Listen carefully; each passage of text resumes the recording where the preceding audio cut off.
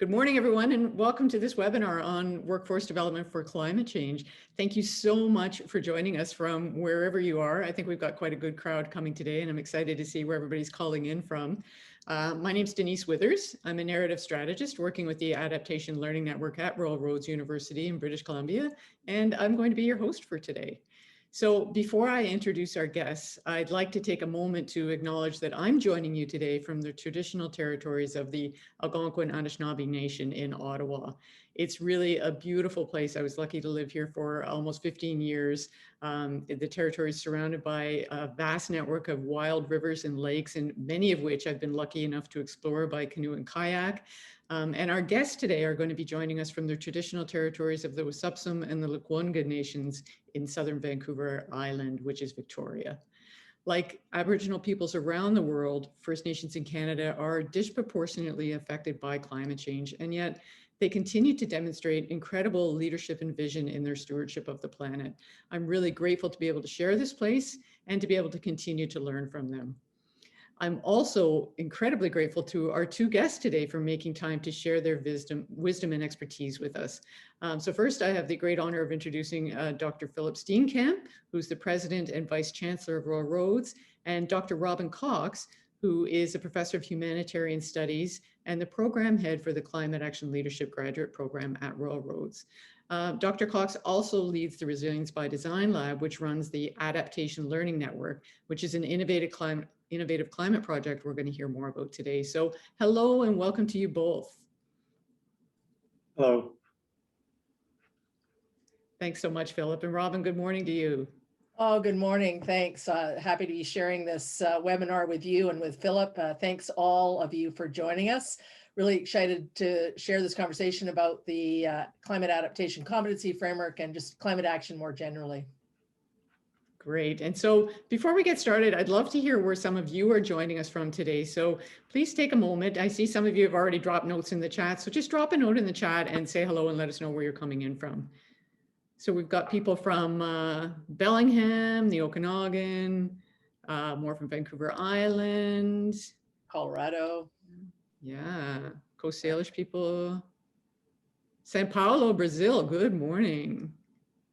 Fantastic. Well, it looks like we've got a great crowd dialing in, and I'm really looking forward to the conversation that we're going to have later on in the session. Just while everybody continues to say hello, I've got a couple of housekeeping notes. I suspect at this point, everybody's a Zoom pro by now, so just a few little things. We are recording the webinar, and it will be made available on the Royal Roads website for those who aren't able to attend today. Please, if you don't mind, we're going to ask you to keep your cameras and microphones off until we get to the Q&A session later in the webinar. This will not only help prevent some accidental disruptions, but it actually reduces the carbon footprint of the call. And you can Google that if you're interested in finding out more about that. If you have questions before we get to the Q&A, please add them to the chat box and one of our team members will respond to them or note them for later. So our topic today is workforce development for climate change. We're going to start the session off momentarily with about a 20-minute conversation with Philip and Robin about the need for building new capacity today, as well as emerging opportunities in the near future. And that's going to be followed by about a 20-minute presentation by Robin on the new Climate Adaptation Competency Framework that was developed by her and the Resilience by Design team. If you haven't seen the framework yet, you can find it in the download link in the chat box. And after the presentation, we're going to open up the call for your questions and feedback. We've deliberately left lots and lots of time for that, and we should wrap everything up by 10:30 Pacific time. Behind the scenes, I just want to mention that we have a few great folks helping us out. We've got Vivian Forsman and Bridget Forsman from the Resilience by Design Lab, Christy Jones, Karen, and Mark. I think it's Mark. I might have blown that. Hi to Mark, who are going to help us out in the chat box with any technical questions or difficulties. And so with that in mind, let's dive right in. So I'm assuming that everyone here knows that we're in a climate emergency, but I think it's fair to say that many municipalities and organizations don't yet have a plan for how they're going to ensure that their workers have the knowledge and skills they need to address the effects of climate change on their people and their operations. So Philip, it would be great if you could start us off by explaining a little bit about why we need to invest in workforce development in this critical domain. Yeah, thank you so much, Denise. And I just want to extend a warm welcome to everybody who's joining us on this webinar today. It's great to have you joining for this really important conversation. I'm here on the Royal Roads campus on the ancestral lands of the Kosapsum Lekwungen people and ancestors who've lived here for thousands of years. And it is indeed a privilege for us to be able to learn and to work on these lands each and every day. And we have an important responsibility to steward these lands as we move forward as well. So really to your question, Denise, you know, the costs of climate change are becoming more and more obvious every single day through damage to our society, our economy, and our environment. And yet there doesn't seem to be, you know, certainly at the political level, a kind of urgency that we need really to address these issues. Mark Carney, who has a new book out called Values, which is kind of really interesting, talks about the tragedy of the horizon. And that is the kind of short-term thinking of many people, you know, politicians, bankers, and others who, you know, not confronted immediately with the collapse of this planet, just defer any action. And yet we see right now the devastating effects of climate change already. In the last few years, we've seen incredible frequent and severe wildfires, not only here in Canada, but all around the world, in fact, which have contaminated our air, have killed our wildlife. We've seen flooding, which has washed out local communities here in British Columbia, all the way across to New Brunswick, coastal surges, which have torn up infrastructure, piers and seawalls. There's some amazing documentaries out right now on the warming of the oceans and the way in which warming oceans have disrupted fisheries in that very delicate ecosystem. Devastating droughts in many parts of the world, damaging crops and leading to increasing hunger and unrest. And of course, record heat. I mean, some of the records that have been set in the last year are just astonishing. So you've got that as a background. And in fact, our colleagues at Natural Resources Canada tell us that the losses resulting from extreme weather events in Canada just over the last 15 years have been greater than for all previous years combined. So worth billions and billions of dollars. And then of course, it's not just physical damage. Additional economic impacts include rising costs for just general operations, for things like insurance. We've seen declines in health outcomes, you know, after years of progress, and of course, just general degradation of our environmental resources and services. And then, as I mentioned earlier, just the concomitant kind of social impact of all of this and the cultural impact. People are losing land and communities are losing their way of life. Incredible struggles breaking out over conflicts around diminishing resources. You know, many of the conflicts we see worldwide have their origins in environmental stress. And that in turn has an impact on mental health and kind of emotional stress too. And I think, you know, everybody looking at this right now seriously would say that the environmental, economic, and social losses of changing climate are hitting us faster and harder than many people expected. The BC Climate Change Risk Assessment actually suggests that if we don't dramatically change our behavior, things will only get worse over the next 30 years, leading to loss of lives, natural resources, and of course, billions of dollars from the economy. So for that reason, and this is the subject of the webinar today, we need to build a workforce that can minimize the risks and costs of climate change and create new opportunities for adapting to a shifting environment.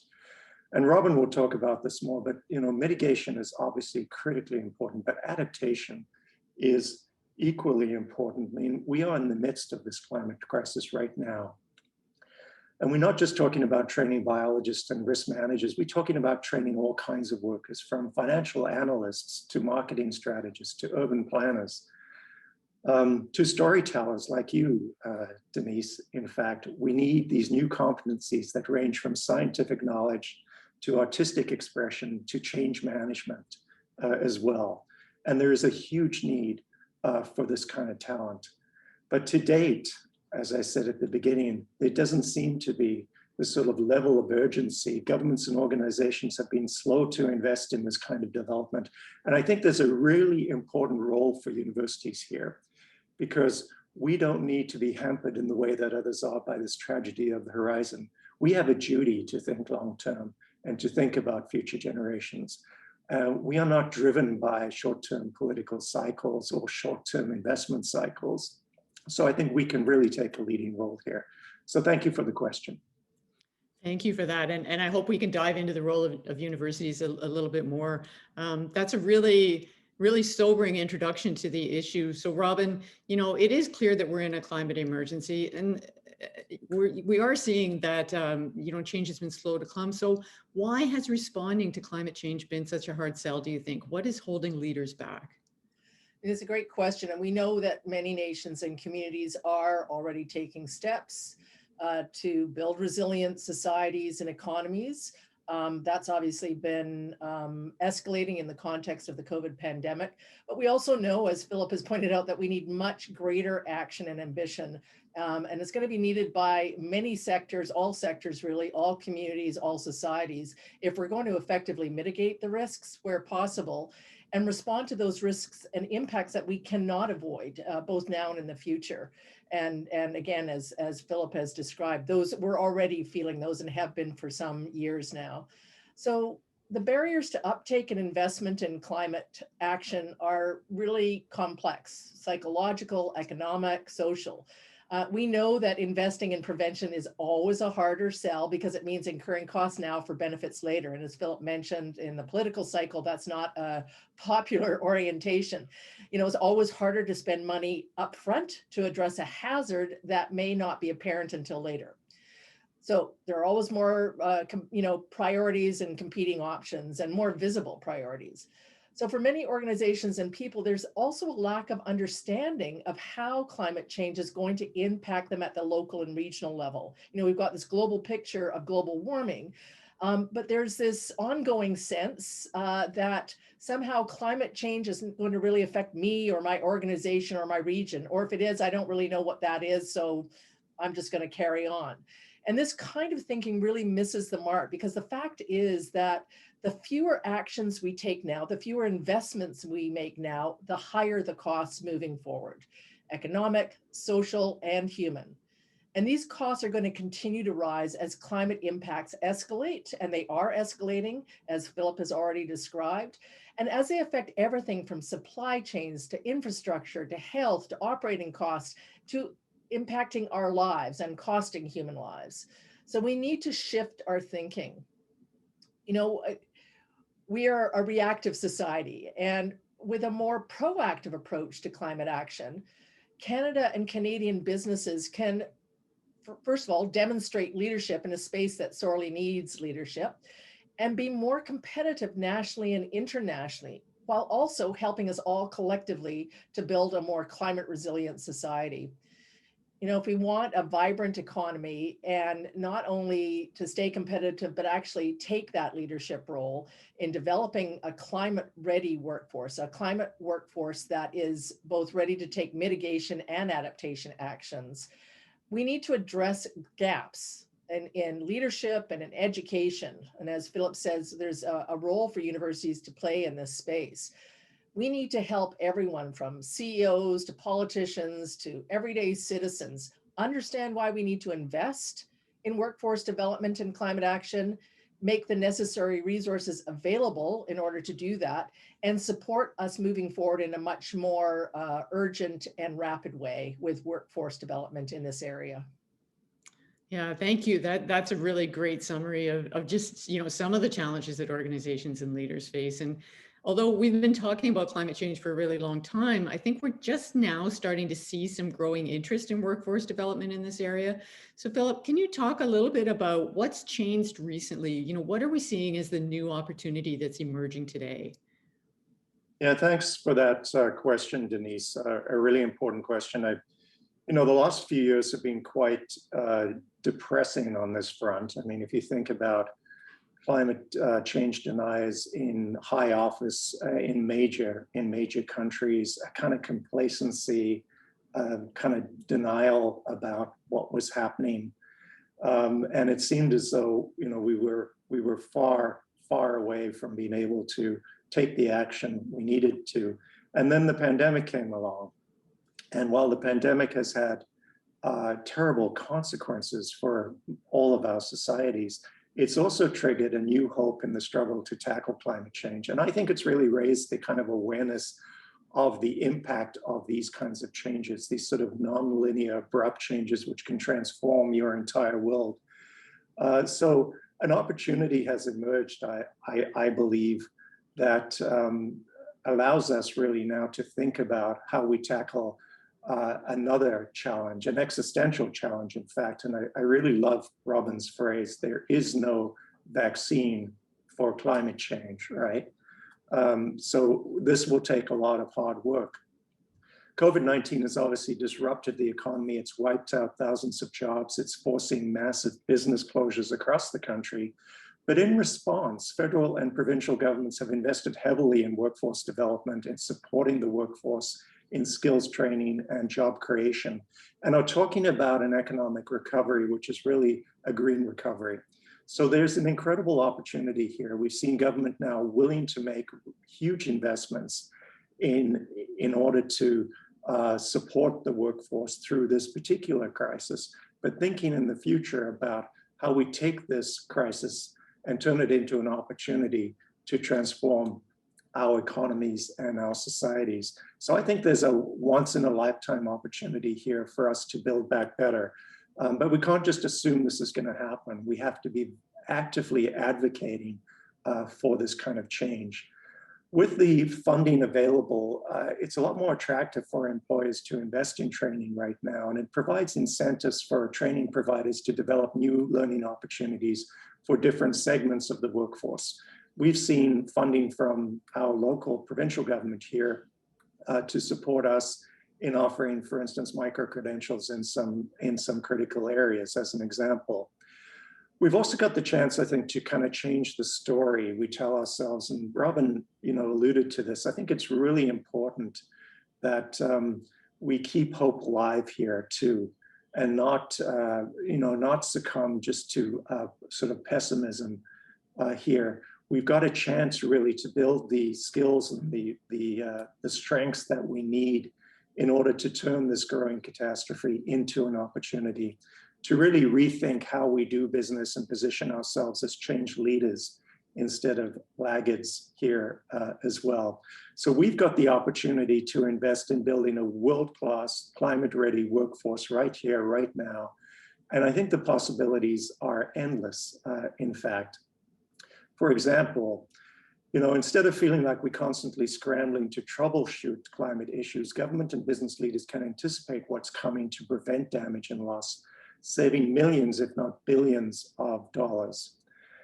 And instead of having to pay for outside experts to respond to the effects of climate change in operations and communities, we can develop, organizations can develop internal climate expertise that not only addresses our own challenges, but also has the potential to open doors to unseen opportunities. So, you know, instead of having to tackle climate change on their own with very few resources, for instance, local governments can build joint teams and collaborate with other allies to save time and money. I think this is a critical point because climate change is a global challenge. It's a challenge we have to work on together. And what the pandemic has shown us, in fact, is that solidarity is really important. So the years prior to the pandemic, there was a move away from multilateral approaches and multilateral solutions. The pandemic's really demonstrated the importance of working together, collaborating to deal with a global challenge. And we need to do the same with climate change. And here in Canada, instead of playing catch up as others lead the market developing innovative climate products, companies right here can grow in this space from, you know, things like clean energy right through to financial instruments, which again, in Mark Coney's book, he talks about the importance of using financial instruments, of using markets to affect this change. But none of this will happen if we don't get serious right now. So the question we have to ask ourselves is, what do we do with this golden opportunity right now? Because the way we respond to this crisis right now will define the future of our environment, our economy, and our society. And I think we've only got a few months literally left while we've got this sense of urgency really to get people as focused and as engaged in tackling climate change as we have been in tackling the pandemic. Thank you. Yeah, thank you. And I think you're right on when you talk about harnessing the sense of urgency that we do have right now. I think that's going to be key to our response. And you also paint a really compelling picture of a possible future that's more appealing than a lot of the gloom and doom stories that we hear. And I think it's really important for us to remember that there is still time. We are in an emergency, but there is still time to act. So thank you for that. Now, Robin, when we look at what we're seeing in terms of climate action these days, up until now, it seems like most policies and investments to date have really focused on mitigation. But your work is concentrated more on adaptation. We've mentioned both terms here. Can you just tell us a little bit about the difference between those two and why it matters? Sure, thanks. So when we talk about, as Philip was just talking about, sort of economic and workforce implications of climate change, and certainly in the context of the COVID-19 pandemic, we're most often using terms like the green economy, or in the context of COVID, green recovery, which typically refers to economic development opportunities and looking at the economy and the workforce through the lens of mitigation. And mitigation is really about taking action to reduce or slow the rate and magnitude of climate change. And we do this by tackling the root causes of climate change, which include burning fossil fuels. So it means dramatically cutting down greenhouse gas emissions and developing scalable green energy options and alternatives. So that's really mitigation. That's on one end of the climate action spectrum. Most people are familiar with some of the things we're doing in that area, like implementing carbon taxes, popular or unpopular, switching to electric vehicles, planting trees and other green landscaping to absorb carbon dioxide, and exploring wind, solar, hydrogen, et cetera, and other energy sources. So that's where most of the focus has been, understandably, because that's really about how do we slow this speeding train down and keep ourselves below. We were talking about 1.5 degrees. I think we're now looking at under 2 degrees of change, which is significant change. But because it takes decades for the climate system to catch up with how we respond to that with our changes in behaviors, we won't feel the effects of those behavior changes, those mitigation efforts for decades, 30, 40, 50 years. And in the meantime, climate and global warming is continuing, and the impacts are continuing to escalate and expand. And of course, we're having different success, not always, in implementing mitigation.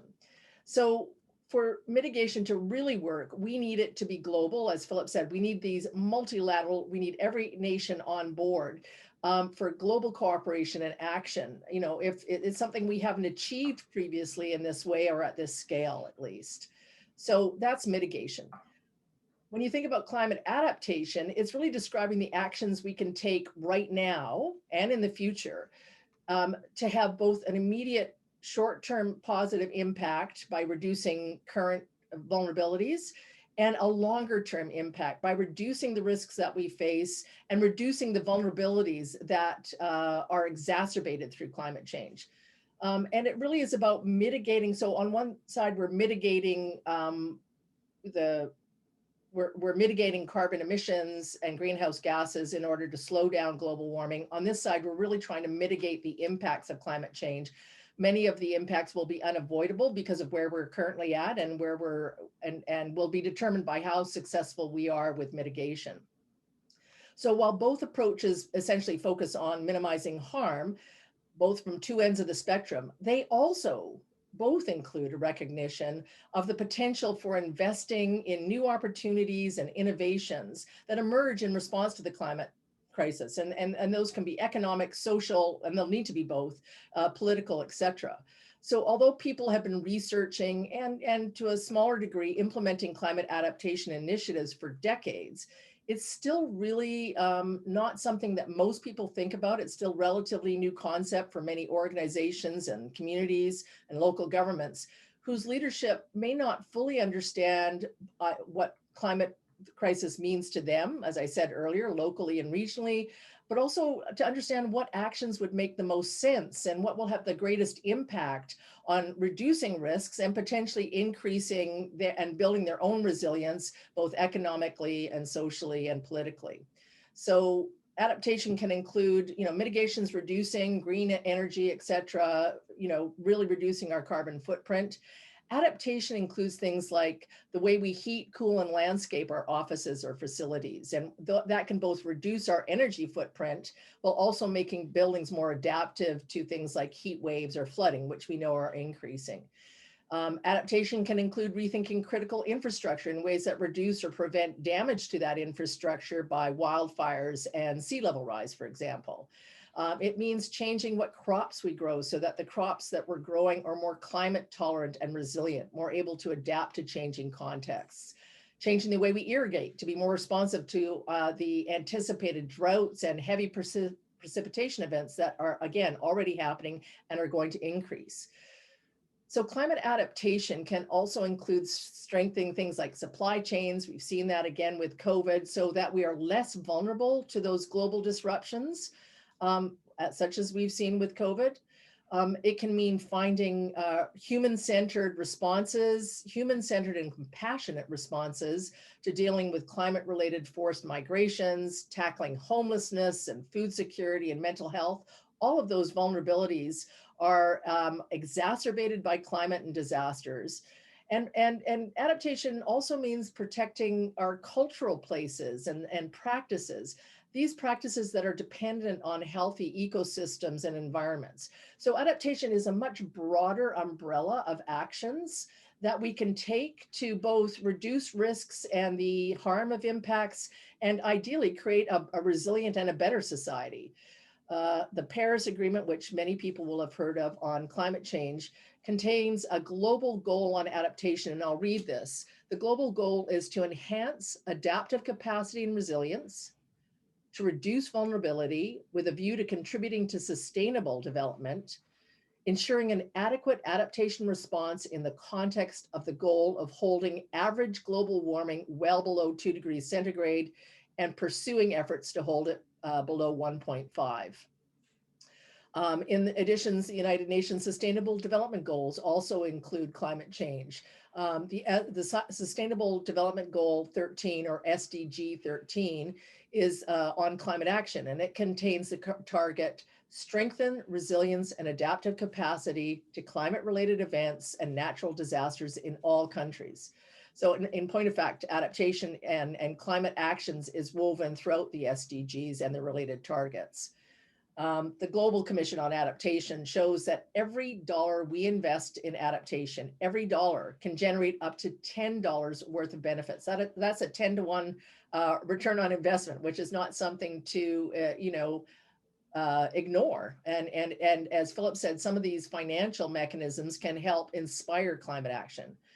So today we're starting to see provincial and municipal governments implementing adaptation strategies, and businesses, some are slowly catching up to the fact that by themselves investing in adaptation, by building a climate-ready workforce, they can minimize their risks while also creating new opportunities to build back better and to build their own business.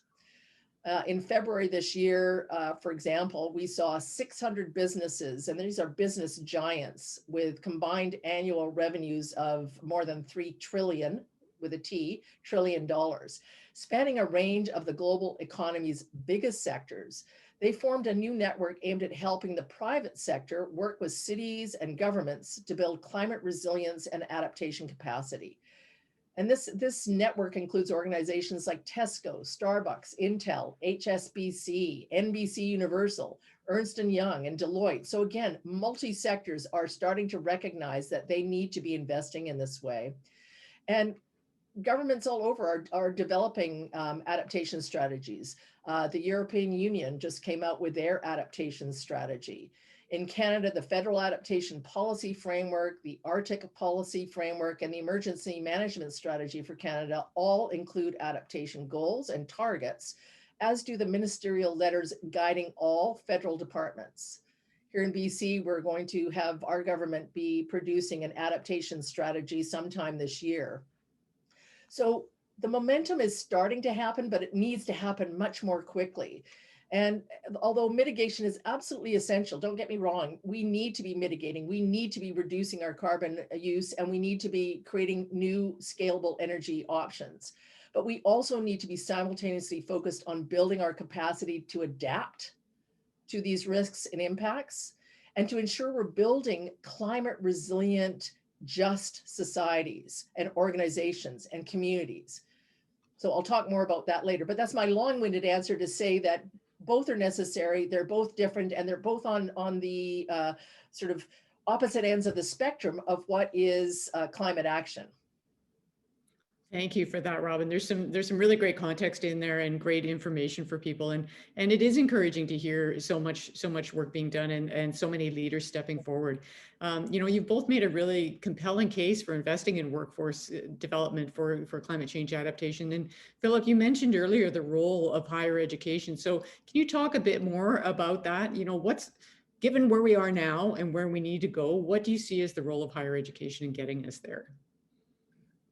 Well, as I mentioned earlier, you know, we have the opportunity as higher education institutions to think longer term. We are not as driven by short-term political cycles or investment cycles. So I think we have a particular responsibility to kind of lead in this area.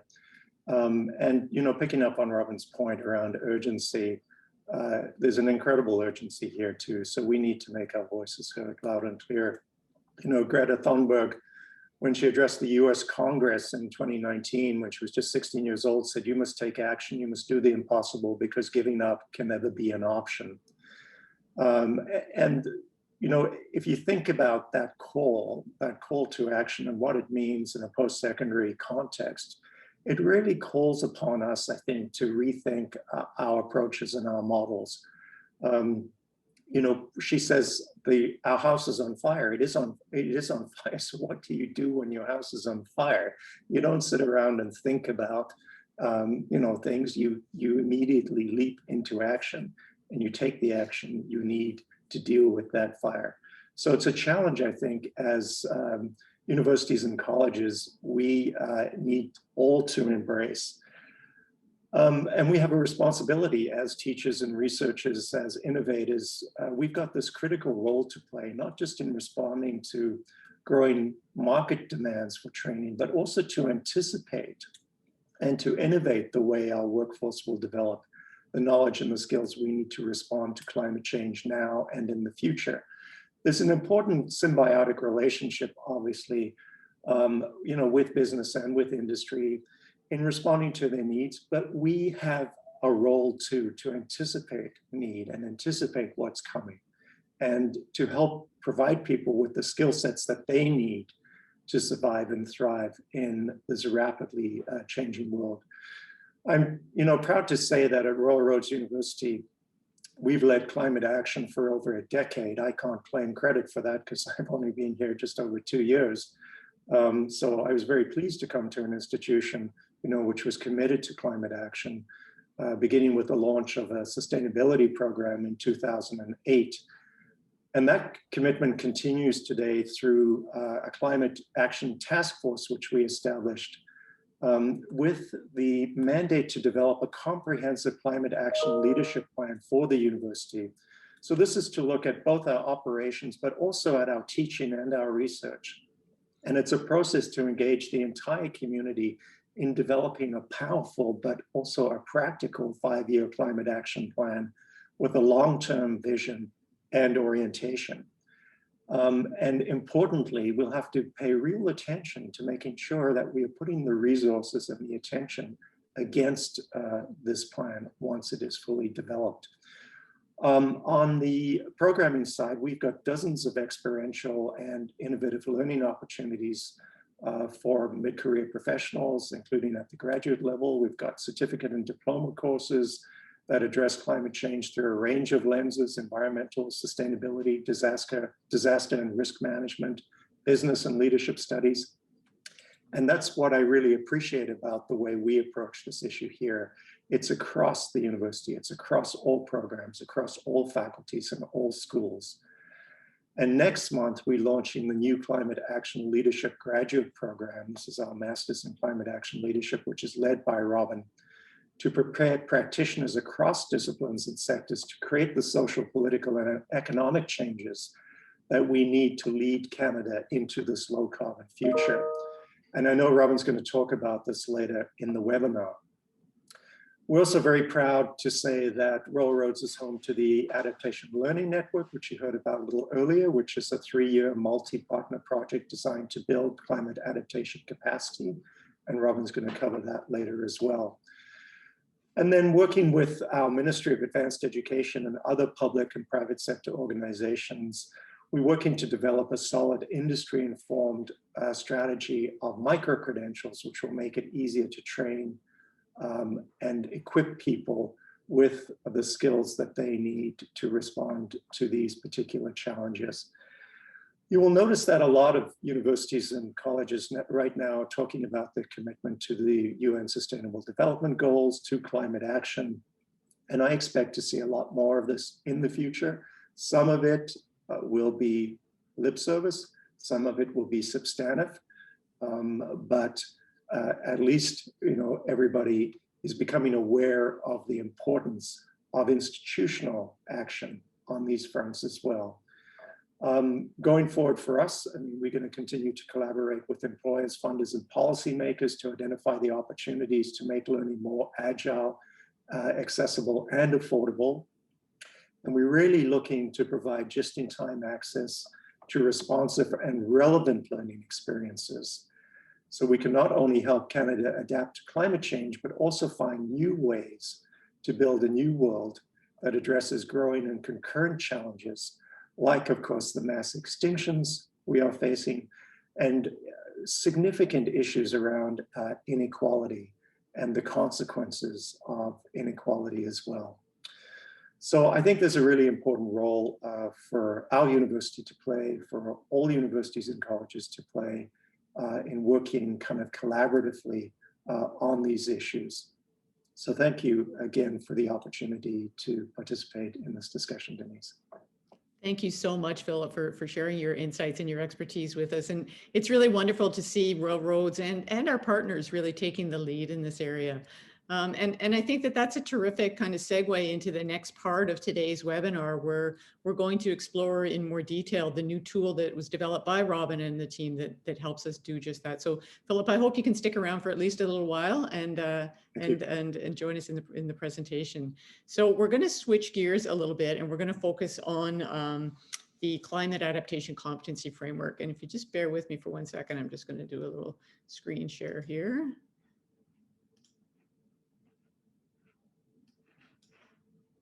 We'll get that going. All right. So, Robin, you know, as you mentioned earlier, you've been working on climate change adaptation for several years in your role as the director of the Resilience by Design Lab at Royal Roads. So tell us a little bit about, you know, what triggered the work on this specific project, the competency framework. Oh, Robin, you're on mute, sorry. My apologies, sorry. That's all right. Yeah, so the classic comments in Zoom. Anyway, so the Resilience by Design Lab has done a lot of work for many years looking at disaster risk reduction. And so as we were doing that, climate and climate adaptation became more and more of a focus.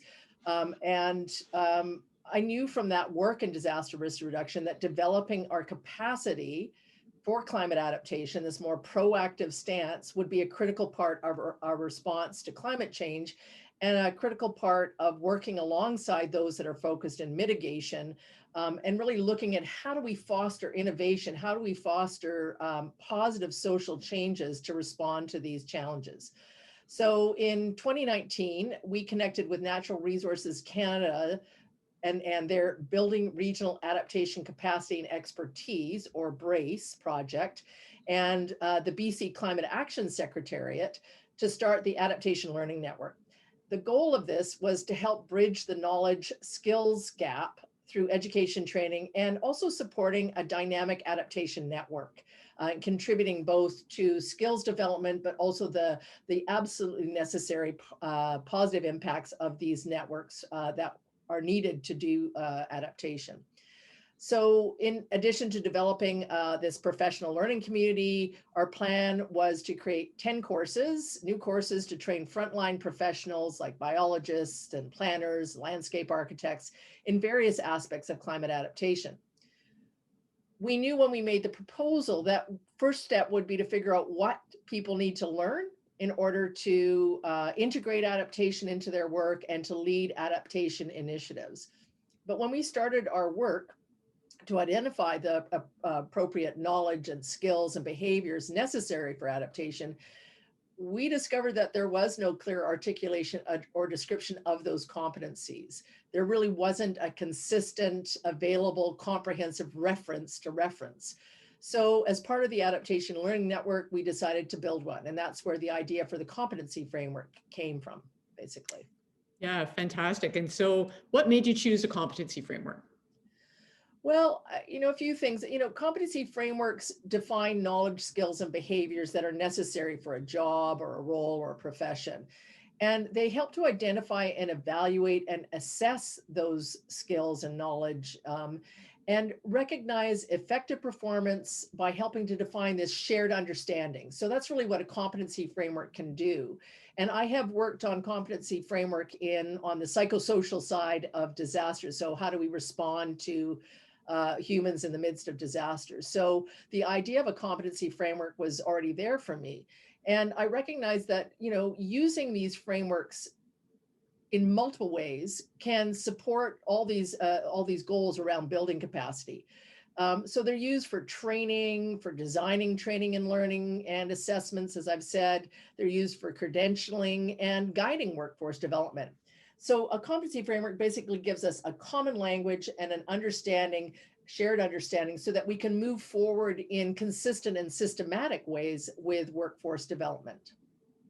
And so, earlier in the conversation, we mentioned a little bit that we need a whole systems approach. So when we start to think about who needs new competencies for climate change adaptation, what kinds of workers are we talking about? Who needs these new skills? Yes, well, great question. Short answer is everyone. We know that successful climate adaptation is going to require a whole of society approach, a systems approach that goes far beyond simply training one group, say biologists or urban planners. Every sector, every organization, every community is going to have to take climate into consideration in their plans and in their structures. That includes the tech sector, the health sector, natural resource sector, transportation, government, et cetera, financial sector. All sectors need to develop climate adaptation capacity because climate change affects everyone, everywhere. When we're talking about capacity development, we're also not just talking about technical and scientific knowledge, although that is also important. We're talking about integrating adaptation into multiple roles, and workers will need a broad range of competencies, from things like change management and engagement skills, risk management, and futures thinking. So here's the thing, climate change doesn't just affect buildings or infrastructure, it affects us, people, our communities. So leading adaptation requires new skills across the board. Finance, as I've said, strategizing and thinking, about our current and future contexts, human resources, IT, supply chains management, operations, facilities management, communication, and branding. The list goes on. And in many ways, climate action and climate adaptation specifically not only can address some of these risks, but ideally can inspire us to rethink the way we do things, who we are in relationship to the environment, who we are in relationship to our understanding of nature, right across the board, and ideally build forwards in a better way than we have always in the past. So we have this urgent need for climate action and for new adaptation capacity. So how will the Climate Adaptation Competency Framework that you've developed help us to get that? Yeah, for us, the competency framework is really exciting because it offers organizations an easy to use concrete tool to help them take those first steps towards climate action. It supports them considering what competencies they need in their workers and teams, or what consultants and contractors they need to hire, and to identify where they have existing strengths, which most will have, and where they might have gaps and will need to build capacity. So it's built with a number of core competencies, descriptions for those 24 competencies. It's built with some assessment criteria, some sample adaptation team roles and job descriptions, and an implementation guide. That's fantastic. So let's take a closer look at what's inside. I feel like a game show host. What's inside? Let's take a closer look. Okay. So as I said, there are 24 competencies organized into 5 domains or categories, and those are climate adaptation science and practice literacy, climate adaptation leadership, working together in climate adaptation, understanding the climate adaptation challenge, and climate adaptation planning and implementation. So each of those 5 domains includes around 4 to 6 climate adaptation competencies. And as I mentioned earlier, when you look at the list, you can see that the competencies include much more than technical and scientific knowledge. For example, the domains include competencies such as having an orientation to understanding, and where it makes sense, weaving in Indigenous knowledge systems and knowledge. And there's a huge benefit to doing that. Climate communication, understanding how to communicate with various rights holders and stakeholders about what's needed. Climate vulnerability and impact analysis, understanding the risks and being able to assess those and assess directions, and how to design adaptive solutions. So how to really create solutions that address multiple issues and help us move forward in a good way. So every competency describes knowledge, skills, and behaviors, and what that looks like in practice. So it's a complex tool with a lot of pieces, but it also lays it out in what we hope is a fairly accessible way. So for example, this is a detail you'd see in an iterative risk management competency.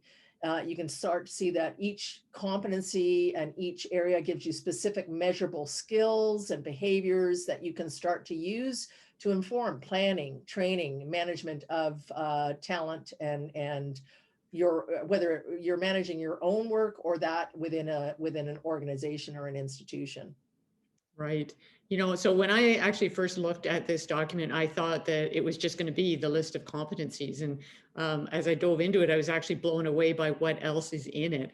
To me, it actually feels a lot more like a toolkit than anything else, because as we're starting to see, it's not enough to just know what the competencies are. Leaders are going to need to know how to develop, manage, recruit, and reward their workforce as they integrate those competencies. So can you tell us about using the framework to assess and reward competency acquisition? How does that work? Yeah, you're right. There's a lot more to this than just understanding the competencies themselves. There's also this section with a proficiency scale. This is a general proficiency scale. It's got 4 levels: awareness, basic, skilled, and expert. And it's meant as a guide, more of a communication tool than direct performance evaluation. For direct performance evaluation, these would need to be translated to every competency and every skill in order to measure them. But it's meant to help leaders address sort of the current skill level in their workforce, identify, as I said earlier, the gaps in that workforce, and manage training to develop those required capacities. It dovetails quite nicely with the sample role descriptions that are also included. Right. And so let's take a look at that. How do they work?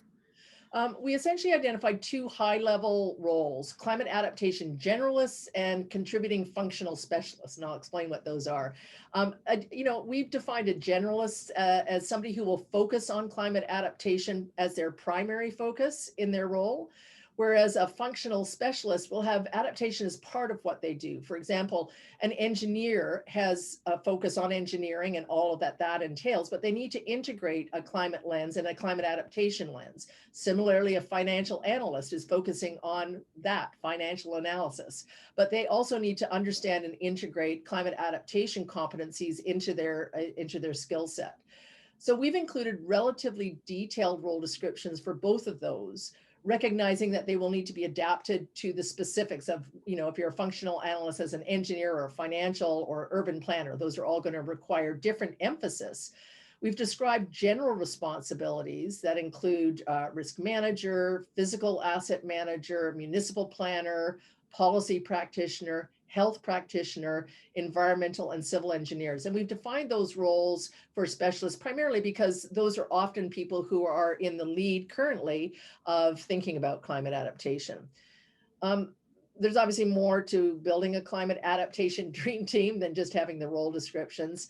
So we've also developed a matrix to help you make sure you hire and train for the right competencies. And understand and hire for the roles for your specific context. All of these are included in the appendices and address how to use a gap analysis to identify development needs, and whether that's for an individual yourself or a team within an organization. So this is a clip of the matrix example we used. It shows how you can pull together the competencies and domains, the proficiency scale, and role descriptions to see what competencies what you have currently and where you need to grow. I actually think that this is one of the most helpful parts of the competency framework. It's a great way to see how anyone can put these tools into practice right away. And as we've said throughout this presentation, it's one thing to understand all of this, but the importance right now is putting this into practice, developing climate adaptation competencies. And with that in mind, then there's one other piece here. There's this incredibly helpful implementation guide. So what does it include? Yeah, it's a high-level document. It's really meant to help you get off to a good start. Sorry, it outlines 7 key steps to developing your workforce, which includes things like assessing an individual's competencies, identifying workforce gaps, planning career development.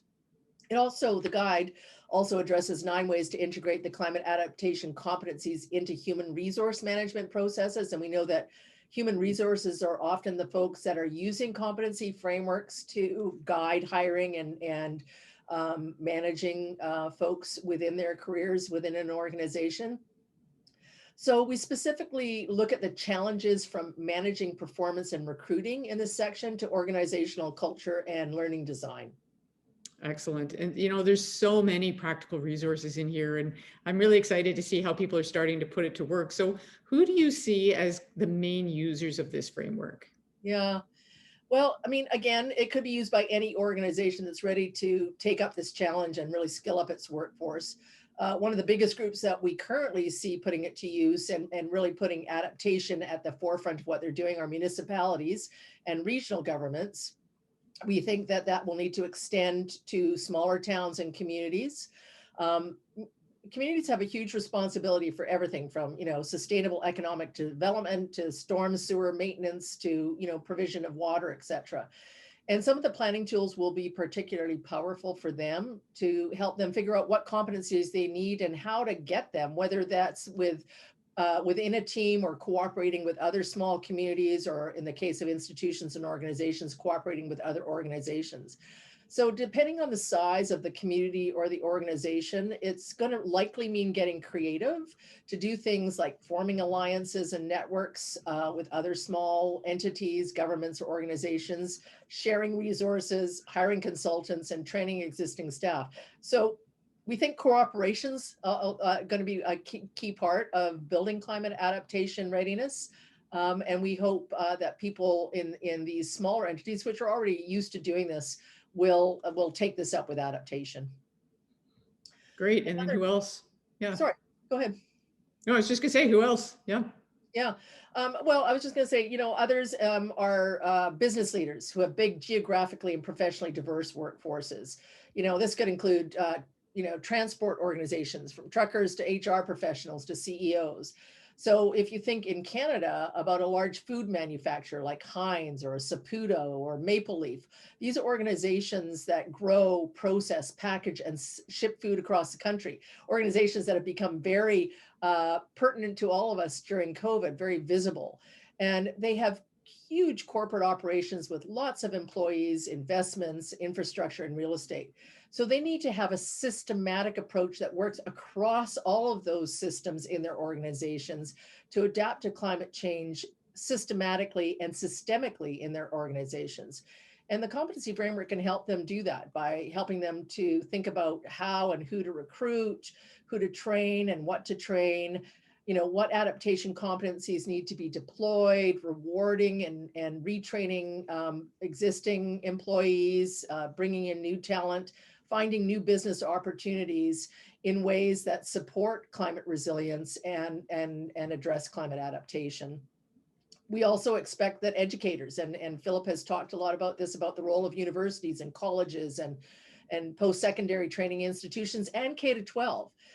We expect educators will be keen to put this to work, and to really think about how to integrate adaptation thinking into the work that they do to train professionals, to train groups, to train young people as they get ready to enter the workforce.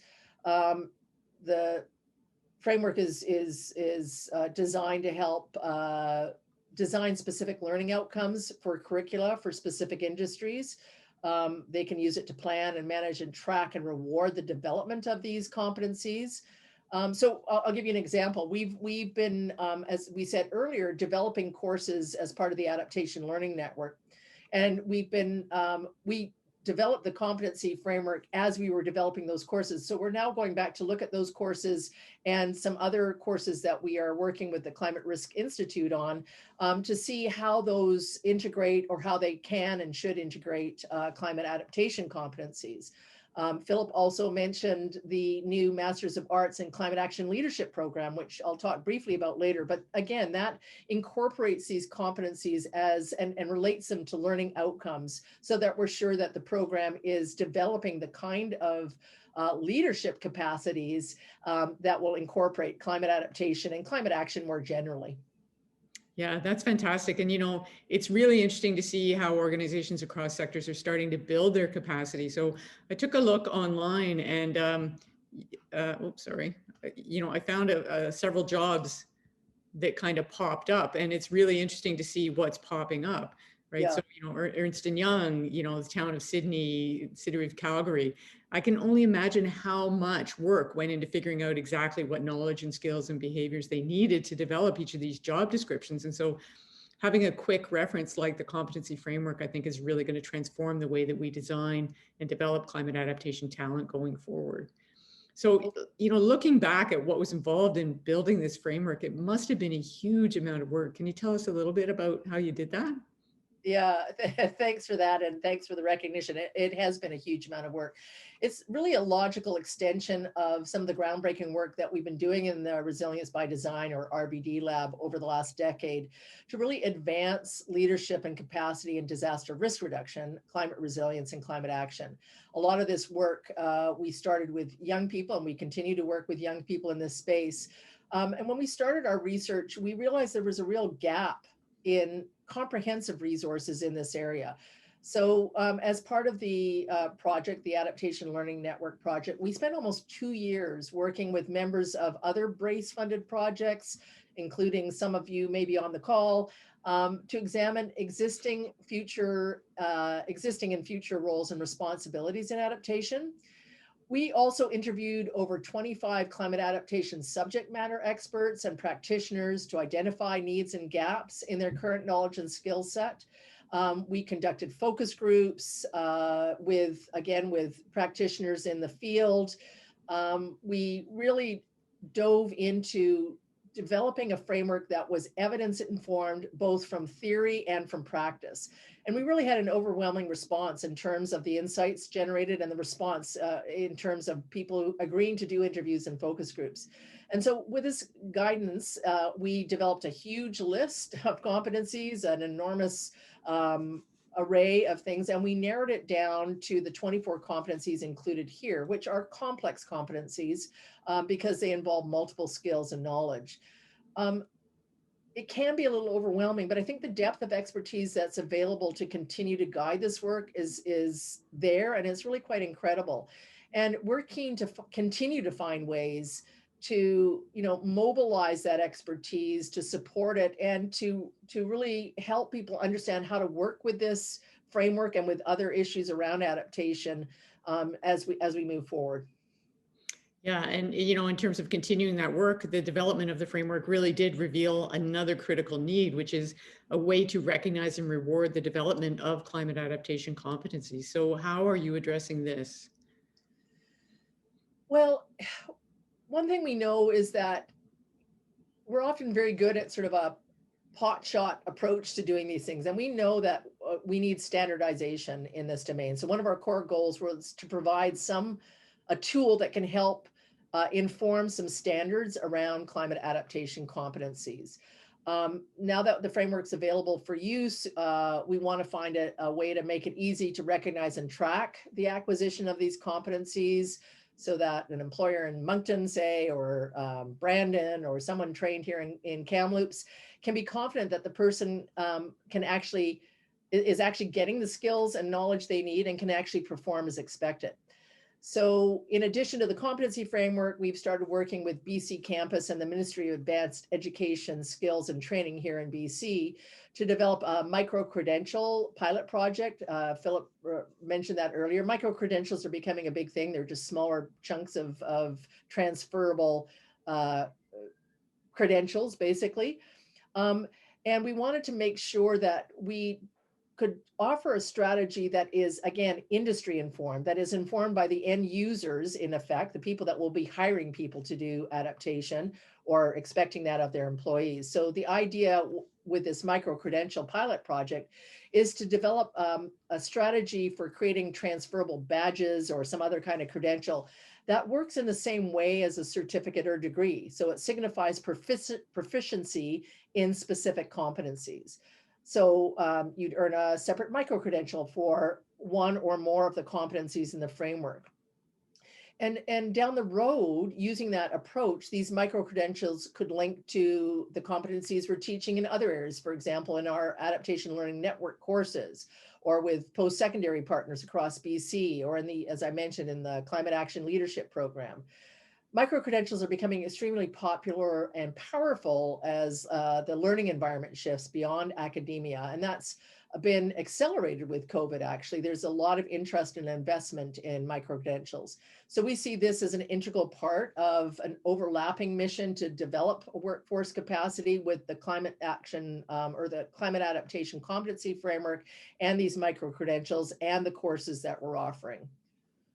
Yeah, and in the short time since you've launched the framework, we've seen a lot of questions come up about how people can start to put it to work. And I'm seeing those in the chat coming up as well. So I know you've got another project on the go. So can you tell us about the project that you're developing to start to do that? Yeah, so as the demand increases and more people and organizations are looking for ways to implement the framework and to build their adaptation capacity. We obviously can't support everyone. So that's why we've created the competency framework as an open document, a Creative Commons licensed document, so that people can take it, build on it, revise it, whatever, to meet their needs. But also to help meet the demand for support, we're working with a Victoria-based consulting firm called Ibaka Talent. It's actually Vancouver-based, consulting firm, Ibaka Talent, to transform the framework from a PDF version into an interactive online tool. So we anticipate that will be a useful way for organizations and individuals to use the framework. And there are other resources that Ibaka wraps around that to support that work. It'll also be an open framework within their talent system, I guess you'd call it. We'll also be adding PDF templates to our own website shortly, which will bridge the gap between the framework and how to apply it. So some suggestions about how to assess etc. Both those things will happen or are happening simultaneously. So there will always be a way to download a PDF version and the templates that we create. And as soon as IBACA is ready to launch, we hope in the second quarter of this year or potentially the third quarter of this year, is obviously quite an undertaking to translate a large competency framework like this into an online system, and IBACA is working very hard to do that and is bringing a lot of their talent and expertise to the table in doing that. That's great. Thank you so much, Robin. I know that's I've been making you talk a lot, and that's a great overview. Thank you. And so before we stop the slide deck and turn this over to the audience for questions, I just wanted to ask if you could take a second to acknowledge everybody who's supported this work. Absolutely. I first and foremost, I want to thank all of the people who participated in interviews, focus groups, informal conversations, workshops, etc. I mean, it's a huge ask in a very busy time, and we really appreciate all of those people who did that. I particularly want to thank Ms. Susanna Niederer, who is an associate with the Resilience by Design Lab, who lives in Switzerland, who was seminal in helping to shape and craft the competency framework, doing the legwork of the early research and has carried on with us in helping to refine it. Lynn Sikorsky, who is a specialist in the area of competency frameworks and skills management. So I want to thank her. Vivian Forsman, who is the program manager for the Adaptation Learning Network project, which is a huge undertaking and has expanded over the 2 years and the last year of the project. So she's been seminal in this. Of course, our funders, Natural Resources Canada and their BRACE program, and the BC Ministry of Environment and Climate Change Strategy, and the other funders who have come in, like the Ministry of Advanced Ed, and other partners like the Climate Risk Institute and ICLEI, all of whom are working with us to make sure that this framework works and is integrated into the other resources and capacity building areas in the large landscape of what is available around building climate adaptation capacity. So a huge thank you, and thank you to you as well for hosting this webinar. Oh, thank you. And so we're going to stop the slideshow there. You know, we've been talking at you now for just about an hour, and we'd love to. We've still got about 10 or 15 minutes for questions. So we'd love to hear your thoughts about what you've seen and you've heard. So we're going to open it up for questions. You can put your questions in the chat box, or if you look at the bottom of your Zoom window, there's a little thing called reactions. And within there, if you click on that, you'll see an opportunity to raise your hand, and we'll try to find you. And yeah, so I see we've already got some questions. And what I'll do is you can ask your question on camera, or you can just ask your question by audio. So I see Prosper Williams. Do you have a question for us? I do. Can you hear me, guys? Yes. Beautifully. Yep. Fantastic. Denise, wonderfully facilitated. Robin, a very powerful framework. I think it's going to help many organizations and individuals alike. Quick question in regards to the framework, Robin. There's a lot going on in the space now. The TCFD, with Mark Carney, there's a little bit going on here in the UK. I'm calling from London, England here, with the Green Finance Institute. I mean, I work in banking and I'm also an educator as well. For organizations, governments and individuals adopting the framework, which is absolutely fabulous, as I've said, how do we know, it's 18 months, 2 years from now, this is the framework we should be adopting. It's going to be consistent. It's going to, be the one that's going to help us going forward with all that's going on. And, second to that, what are you doing to possibly align the framework with these other bodies of work happening across the world, so we have this, let's call it a taxonomy, that we can all follow to make sure we're adding value over time and making progress? Two great questions, Prosper. So I'll try and remember the second one while I answer the first one. First of all, yeah, we know that the life evolves, and certainly climate change is evolving, and we have projections around where it's going to go, but there's a lot of uncertainty, and there's going to be a lot of surprises. I think what we can say about the competency framework is that it is based on the best available evidence that we have currently.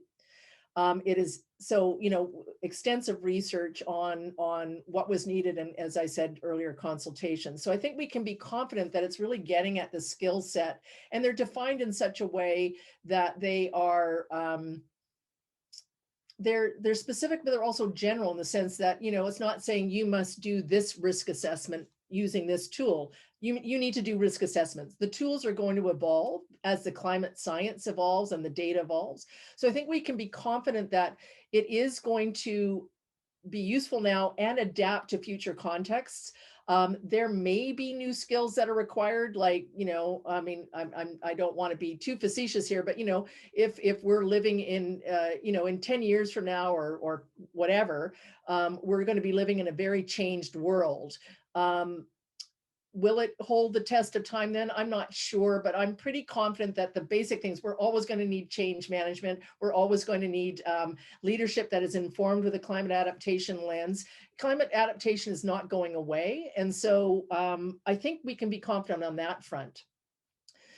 The alignment issue is a really important question, and we've been thinking a lot about that. I think, globally, and I want to talk to two things, alignment and also the taxonomy. I'll start with the latter. We have another project, another large project that I mentioned Vivian Forsman earlier. She has really been driving that project largely. We've been working as a team, but she's been driving it along with the Climate Risk Institute and ICLEI. That is really looking about how to help Natural Resources Canada understand and consider some recommendations about how to move forward with a dynamic, we're calling it an adaptation hub, but a platform for adaptation. And one of the recommendations that we are making in that report back to them, which is due at the end of this week, is around taxonomy and tagging. There are so many different ways of tagging and different taxonomies, and we know that we're going to need globally to come into some alignment. So we're not, always miscommunicating and calling things in different ways. The framework may need to be adapted in that sense to a standard taxonomy. I don't think we're there globally, but we have tried to use language that is at least current. And I think, again, it won't change necessarily the internal workings of the competencies, but may change some of the language. So I think, again, if you're implementing it now, it's still going to be relevant, although the language may change.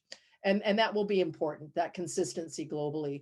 I think aligning with standards, and that's another question, we are, at various members of our team are involved with Canadian standards associations, et cetera, because again, these things need to be translated into standards nationally and internationally so that we can align our efforts. I think the competency framework will be actually part of informing those standards, and certainly we were looking at what standards existed when we developed it.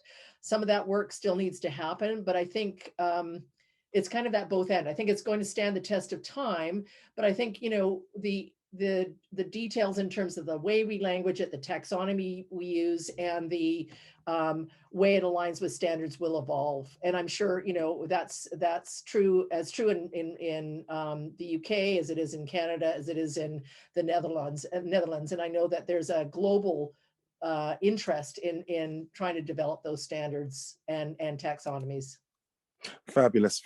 I'm going to reach out possibly later today to see if there's anything, Cass Business School, City University here in London could do to work with you guys to help with that. Yeah. As I said, the framework is wonderful.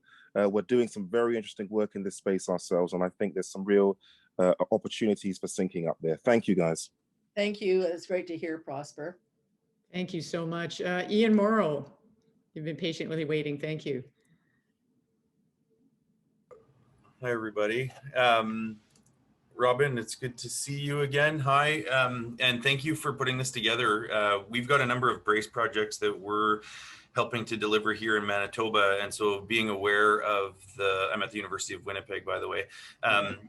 So being aware of the framework is really, really helpful. And I'm just curious if you've seen it implemented, if you've seen it actually rolled into any specific projects. And I guess that links to Prosper's previous remarks, this kind of taxonomy metrics? How are these things actually being evaluated to ensure that the framework is actually working? And I know that it's early days, but we're certainly interested in seeing how this could fit in. And I think another question, and I see David Pearson jump on the screen there, it seems to me that this is perhaps, largely through a Western framework, science and risk assessment, and with respect to Indigenous communities and thinking about different worldviews and different lived realities and different needs with respect to adaptation.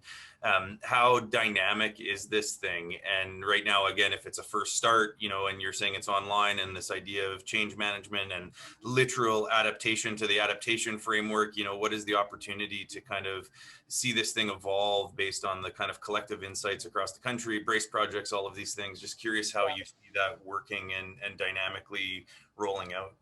Thanks, Ian, for that question. We launched this in February, I think, late January, early February. So it is early days. And that was, the project that we have is a 3-year project, and we spent the first 2 years really developing it. So it is early days. That said, we have been looking at it with the Climate Risk Institute to see how or whether it aligns with some courses that exist around infrastructure resilience. So we are starting to do some of that work ourselves. And we've had lots of interest, and I don't know how or whether there are other people implementing it. I mean, it's really only been out there for a couple of months. I think the fact that the reason we Creative Commons licensed the framework is precisely to address what you just described, because this is the Resilience by Design Lab, the Adaptation Learning Network, is not going to do all of this by ourselves. It is going to have to be a collective effort. Creative Commons license allows people to work with this framework, improve it ideally, and share back and say, hey, we've done this and we think this works better. Or, hey, we tried to use this, it didn't work, how about this? So I think, the folks like yourselves, like David, I see Roger Streets on the call as well. There's a lot of people, and I think collectively with this framework and with everything that we do, it's one thing to, have some pride of ownership and in developing something. But I think ultimately we have to be working together, collaboratively, networking. We have not got the time. I say this to students all the time. It's like, we don't have time to, hide our homework. We need to share it out. And so we're hoping that by Creative Commons licensing, that work will happen. We're looking forward to working with things. The project funding is what it is. And so that comes to an end in March 2022. We hope we'll get other funding to support that ongoing work, because it's going to take ongoing work, both to support organizations applying it, to think through what the training we developed. I think we actually are we're working with some other partners, with Climate Risk Institute and some other partners. So the suite of courses that we've developed is actually growing from 10 to closer to 20 courses around adaptation. But we know, and we did that, we distributed the development of that across universities in BC, because it's a BC-based project, to try and seed that interest and that capacity and that collective orientation to developing, training and education. Ideally, as I said, these things were developed simultaneously. So now going back and saying, how do we use these to make sure that our learning outcomes in these courses are matching these competencies? It is absolutely developed from a Western perspective.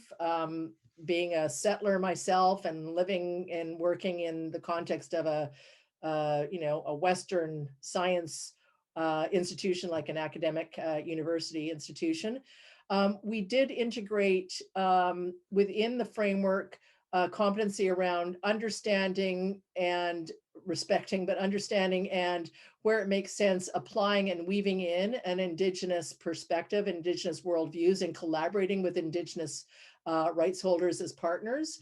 I think ultimately that, I think it would be great if there was funding to develop a competency framework from or to work with an Indigenous network to either adapt this one, or to build an Indigenous competency framework. I suspect it will have to look quite different and even just the idea of a competency framework is a Western construct. So I think there's work to be done in that area. And absolutely the fundamental message of the competency framework that we developed is that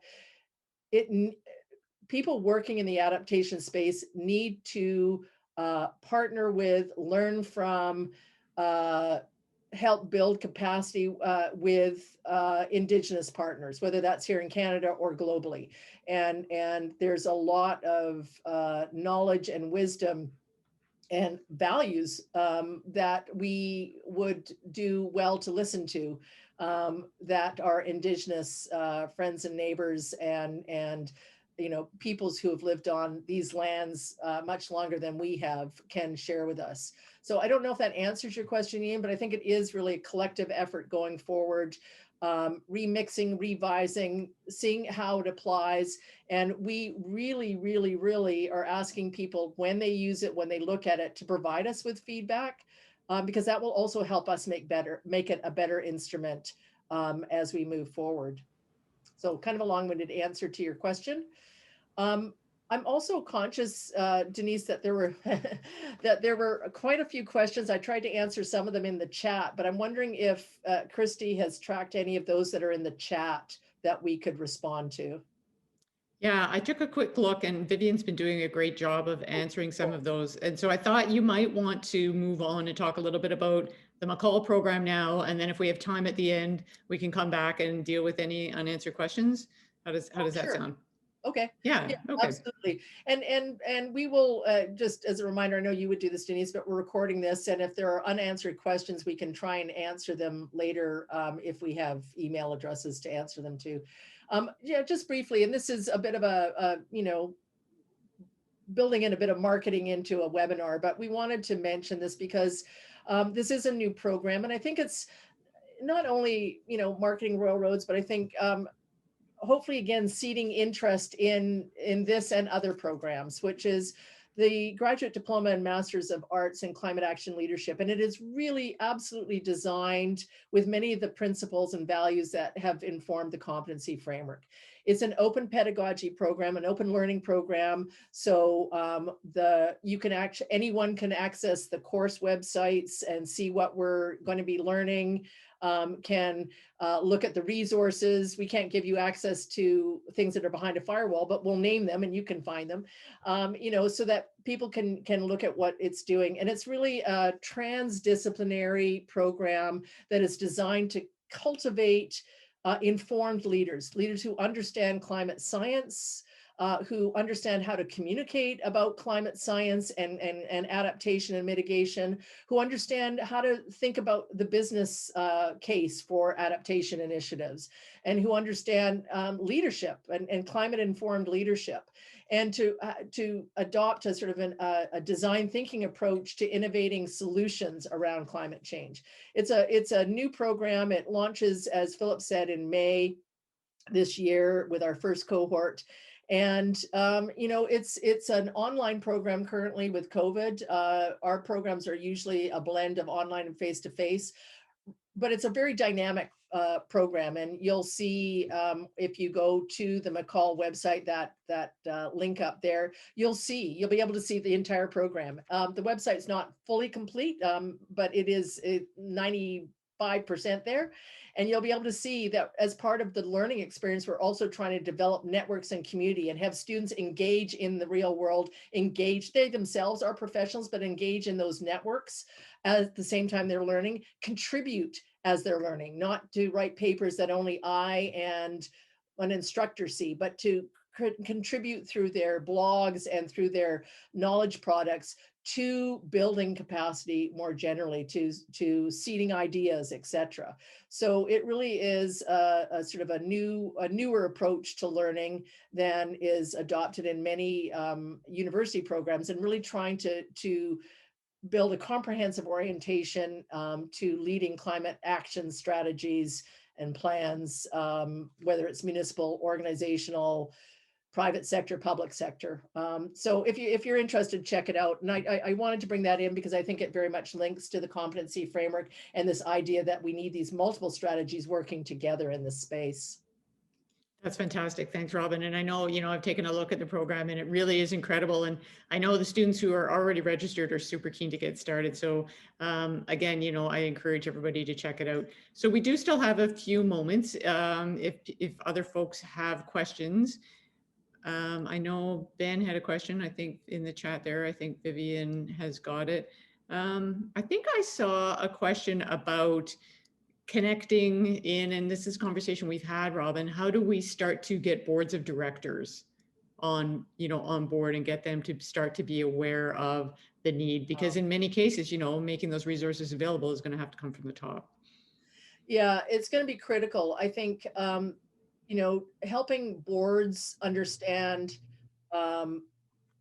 enough about climate science. I mean, they don't have to be climate scientists, but understanding enough about what it is and what's coming, and understanding their fiduciary responsibilities to make sure that their organizations are preparing their workforce and serving their clients and customers in those ways, with this integration of a climate lens into their work, whether that's on the financial disclosure side, whether it's on understanding workforce development, whether that's understanding how they can contribute to building resilience in whatever they do. So boards of directors, boards of governors, huge need there. I think there's some efforts. I spoke at a conference that was focused with boards of directors, but I think there's a huge room to grow, and again, a real urgency around that. Excellent. And one of the other questions that I saw is around this idea of starting to cross institutional boundaries, cross silos. How do we really foster that kind of work? I don't know really. What? I spent my waking hours trying to encourage that in my own institution and across institutions. This is critical. We still have governments working in siloed departments. We still have institutions in silos. And this is just not going to work. We are not going to meet this challenge if we stay in our silos, period. There's no way that we can do it. This is a complex challenge. A complexity requires multi-pronged, multiple collaboration. It absolutely rests on that. So this is something that we all need to be demanding that our institutions, our organizations, and our governments do, is to bust and break down these silos and start working together on these complex challenges like climate change, like homelessness, like migration.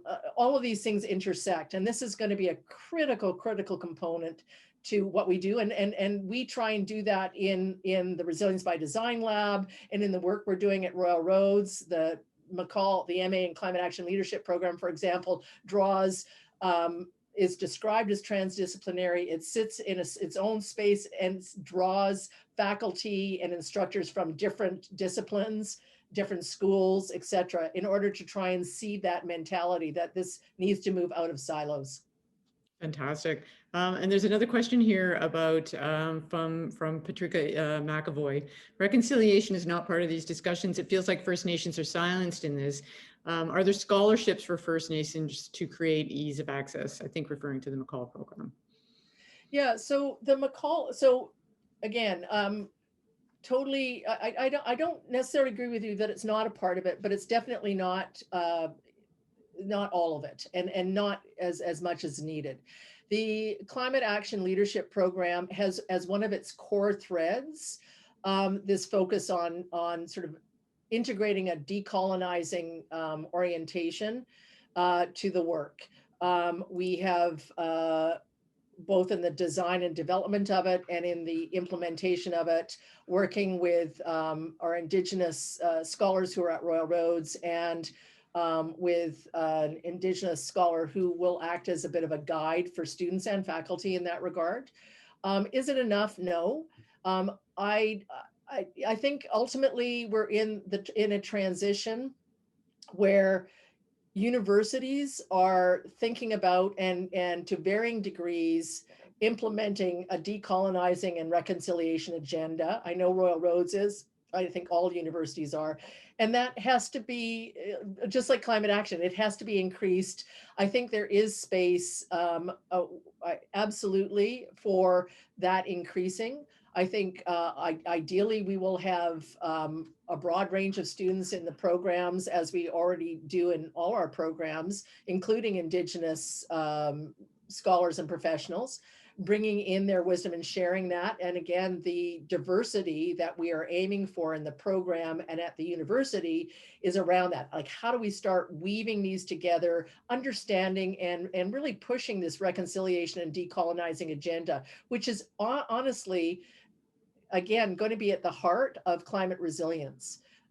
We need to understand that these kinds of inequities, our dominant culture orientation to nature, for example, even just talking about, I was listening to somebody the other day, an Indigenous scholar, talk about, we don't even talk about nature as something else. We're nature. We talk about all species. So, you know, starting to work towards a different orientation in dominant culture or institutions and organizations that understands that we are nature, we're part of nature, and we can no longer respond to our environment in the ways that we have been. So I think it's an important question, and I do believe and I wouldn't say this if I didn't believe it, I know that we are working very hard at Royal Roads to bring in that lens, to shift in ways that integrate that lens into the work we do. I know for sure it's in the Climate Action Leadership Program.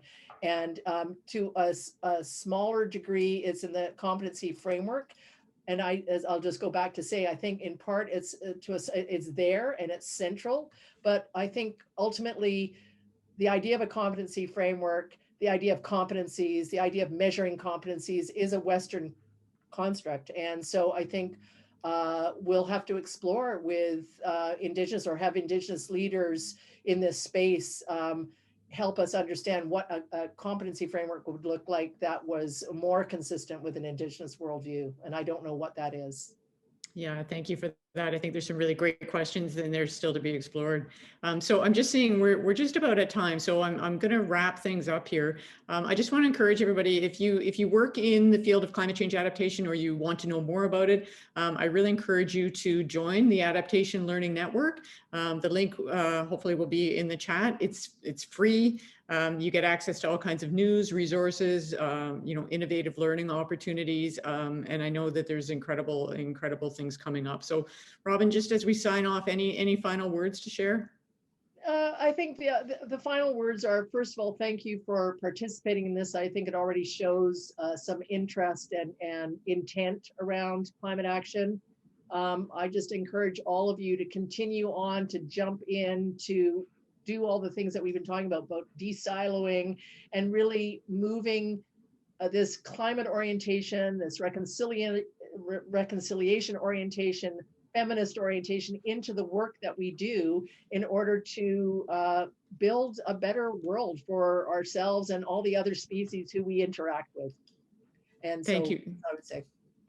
Thank you so much. And yes, thank you everybody for your time and your energy today. And please do reach out if you have additional questions or you want more information about the framework or about the network. And I hope you're leaving this call feeling as inspired as I am today. So again, thank you very much. And thank you also to our team behind the scenes for making this such a smooth and enjoyable experience. Have a great day, everybody. Have a great day.